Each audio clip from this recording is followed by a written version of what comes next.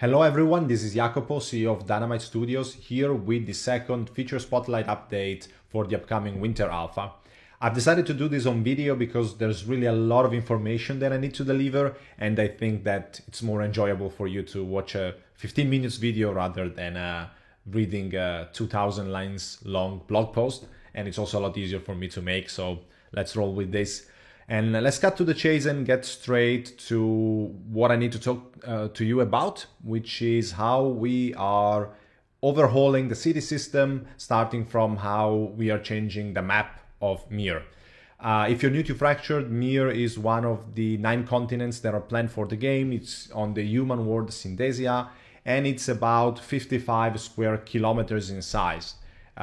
Here I'm going to show you everything in engine. So this is actually a screen from the Unity engine, which is our front-end engine. I mean, if you played Fractured already, you know how large this world is. If you don't, let me show you a grid.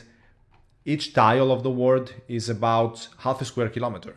So if you want to walk from here to here and all the way back following the coast, let's say, it's going to take you like 3 or 4 hours on foot. It's faster on horse, but this gives you an idea. To give you an even better idea, let me zoom close to a starting area. Now, as you can see, I'm only showing terrains in here. I can't show you all the assets of the world because it would be way too heavy.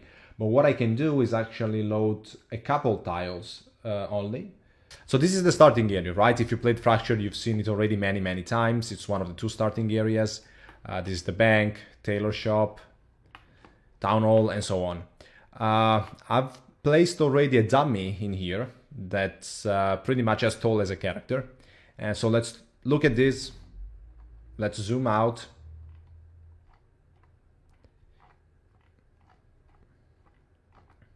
All right.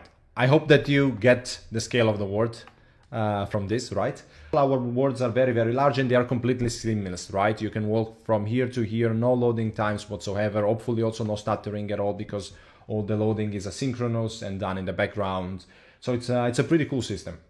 All right, I've cleaned up the assets. Now let's get to the city layout, which is the biggest point of this video.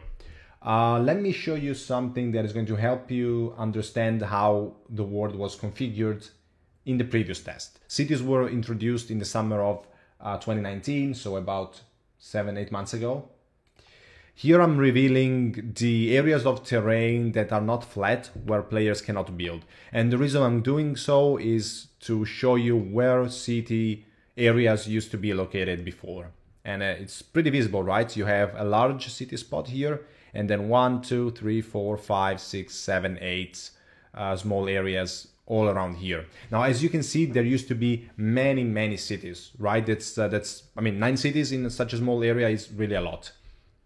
And we faced some criticism, rightful criticism, because of that, both from the PvE and the PvP community. The PvP community mostly complained about the fact that once city conquest and territory control would be introduced, which is in the Winter Alpha, so very soon, everybody would be able to get a city, right? It's easier, it was rather inexpensive. There used to be 121 city territories in the whole continent, so there would be very little incentive to conquer a second area, yeah, there was no prestige basically associated to owning a city. Now, the PvE community instead mostly complained that city would very quickly feel quite empty because, as I said, many cities, very easy to conquer, many very easy to claim. So in the end, maybe a very small group of players would get them, say 5 or 10 people, and maybe they would quit after 1 or 2 weeks and the city would be deserted and with just a few buildings and a couple houses built, which was pretty sad to look at.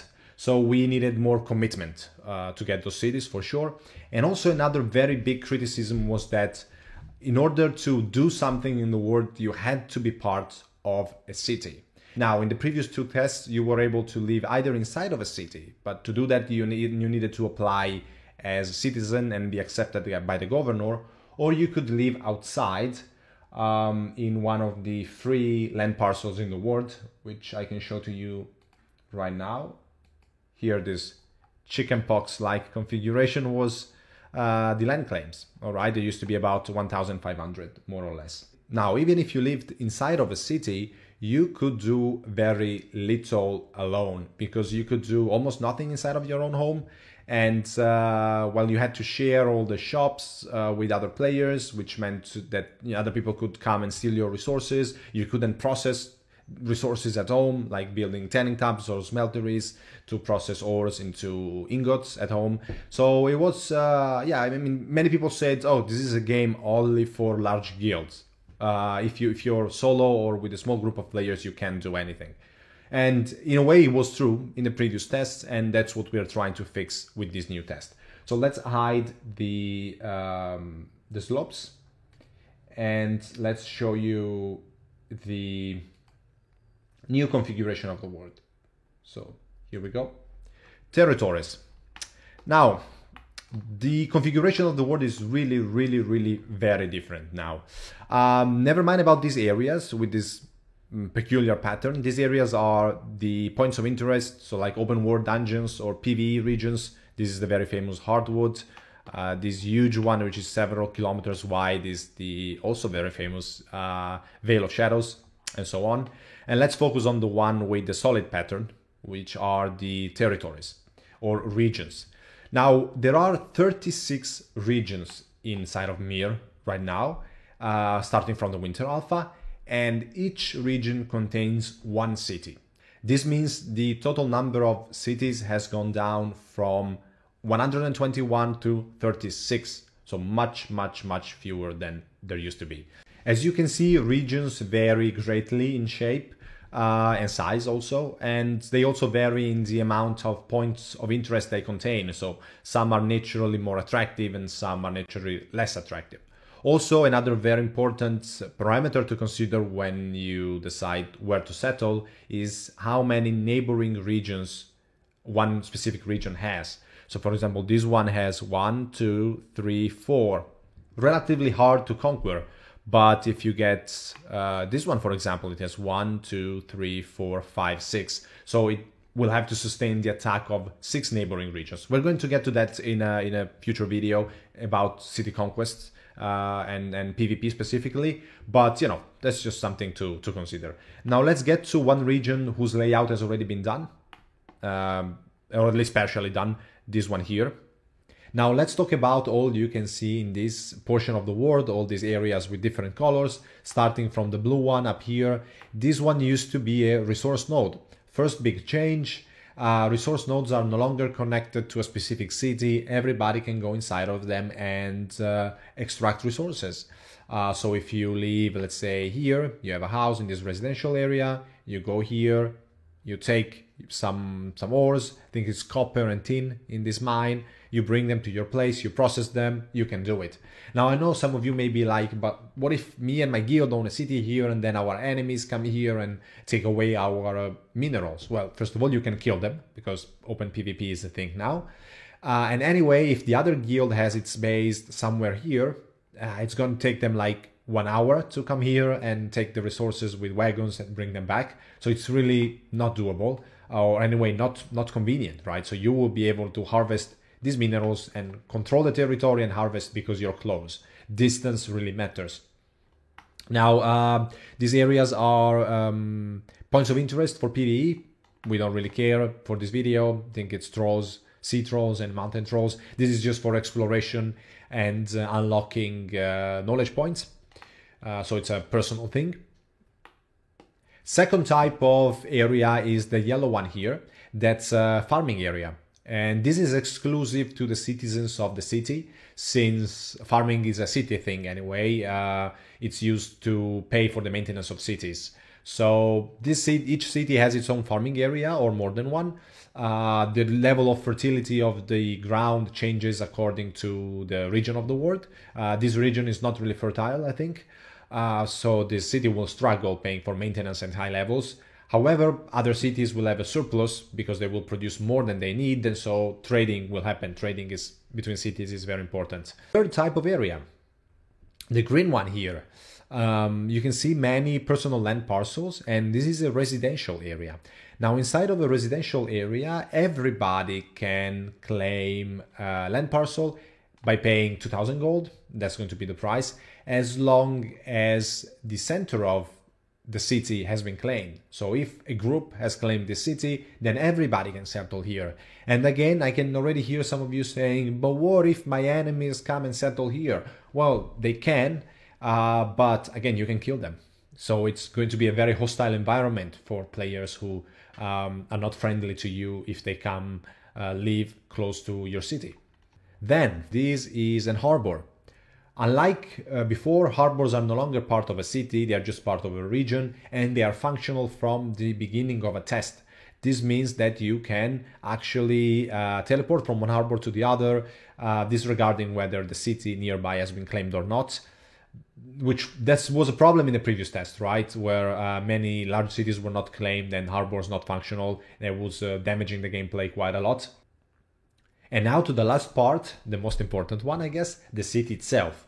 A city area is now a bit larger than how small cities used to be. They used to be 128 meters by 128, more or less. Now they're all squared and they're all 160 by 160. The blue area around it is the place where citizens can build palisades or walls if they have the appropriate research completed.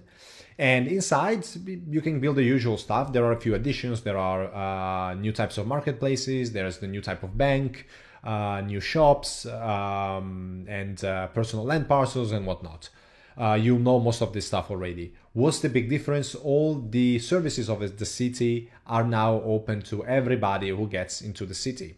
This is really, really important. So yes, your enemies can come inside of your city and use your blacksmith shop, use your carpenter, use your tailor and whatnot.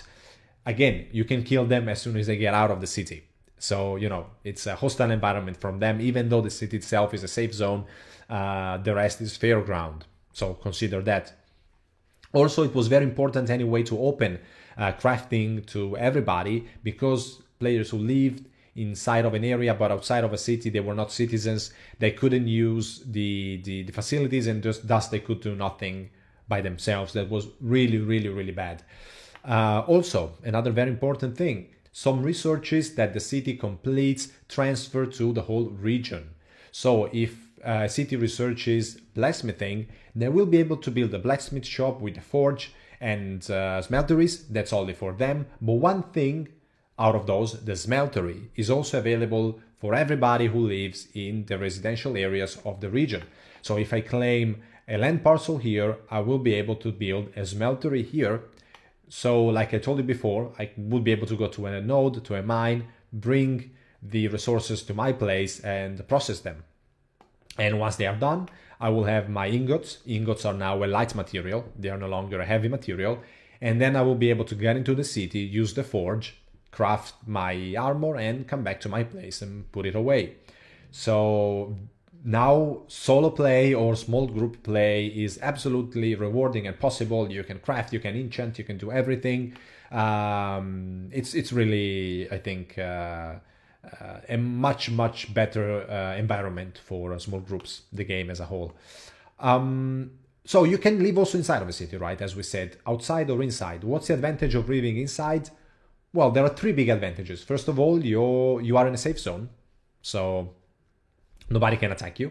I mean, nobody can also attack you inside of your own land parcel, but as soon as you step out, boom, you may die. Well, here it's a large area that's all safe. Also, you're very close to the shops. It's really cool. And another thing is that claiming a plot of land may be free.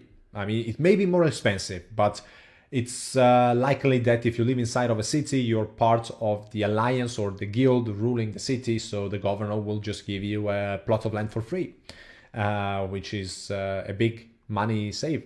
And maybe there is also going to be no maintenance, so even easier to live inside of a city. What's the downside? If the city gets conquered, you lose your house. You lose everything that you had inside of your house. It's gone right away. There is no downtime. City is conquered, you lose it.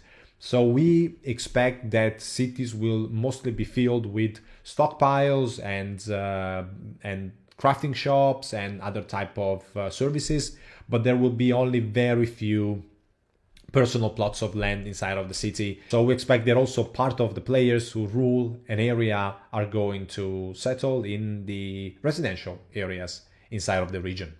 So this is all for this video. There are still a lot of things that need to be said about cities, but I don't want to make it too long. One last remark.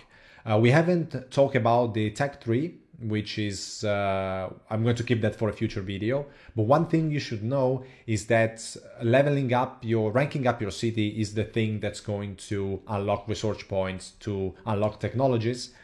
And that's going to require not only prestige, but also a specific amount of residents. So it no longer matters how many citizens live inside of a city. What matters is how many players have purchased the land parcel in the region, the whole region, or inside of your city. What this effectively means is that if you're not a big group, but you still manage to get a city because you conquered it, or because it wasn't claimed and you managed to claim it, you need to get people inside of your region, get people to settle inside of your region. So provide them with protection from player killers, provide them with good resources and facilities inside of your city, the right type of resources and so on. If you just have say a very military city, you don't make some essential resources, players all around it may decide that, you know, they don't like this place anymore and they're just going to go somewhere else, live somewhere else, and that's going to prevent you from leveling up your city. So as you can see, even though there is no direct connection between the people living in a residential area and the people controlling and living inside of a city, there is still an indirect connection related to the tech tree, which makes it important for you as a governor to satisfy both your guild but also the players of the whole region. That's it. I hope you can see how being a solo player or a small group is going to be way better in the upcoming Winter Alpha, and also how owning a city as a big group of players, or as a group of competitive players anyway, is going to be way more rewarding because there are fewer cities and because of the more complex social structure that now exists inside of cities and between the city and the region they control and the neighboring regions. Again, there's a lot that still needs to be said about the tech tree. For example, we've just mentioned it about city conquests, sieges, and the new marketplace, and a lot of cool stuff that's coming. But really, this video, I think it's way too long already. So enjoy and see you soon.